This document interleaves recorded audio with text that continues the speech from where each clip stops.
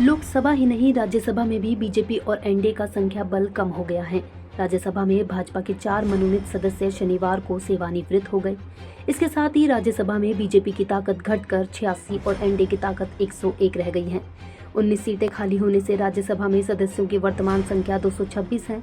अब सवाल ये है कि क्या राज्यसभा में बीजेपी की मुश्किलें बढ़ेंगी? क्या संख्या कम होने से एनडीए को नुकसान होगा?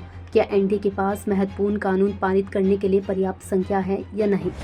इन सवालों का जवाब ये है कि बीजेपी अभी भी मजबूत स्थिति में है।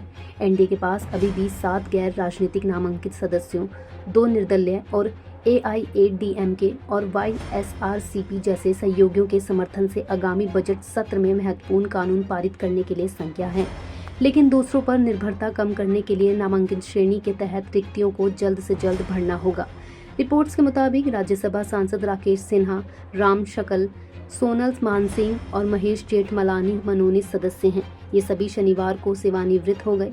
राज्यसभा के लिए नामांकित होने के बाद उन्होंने औपचारिक रूप से खुद को भाजपा के साथ जोड़ लिया।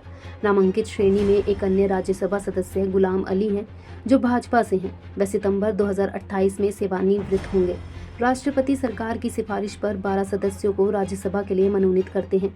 वर्तमान सदन में उनमें से 7 खुद को गैर राजनीतिक रखते हैं, लेकिन ऐसे सदस्य हमेशा कानून पारित करने में सरकार का समर्थन करते हैं। राज्यसभा में 19 सीटें खाली हैं। पिछले महीने लोकसभा चुनाव के कारण 11 सीटों में से 10 सीटें खाली हो गई थी।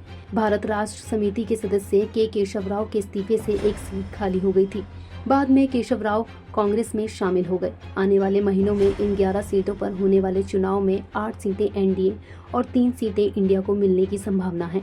कांग्रेस को तेलंगाना से 1 सीट मिलेगी, जिससे राज्यसभा में पार्टी की ताकत 27 हो जाएगी। कांग्रेस को राज्यसभा में विपक्ष की स्थिति बरकरार रखने के लिए इन 2 और सीटों की जरूरत है, तो राज्यसभा में कांग्रेस की आवाज बुलंद होगी। हालांकि राज्यसभा में अगले बजट सत्र में इस बिल को पारित कराने में ना तो बीजेपी और ना ही एनडीए को ज्यादा दिक्कत आएगी।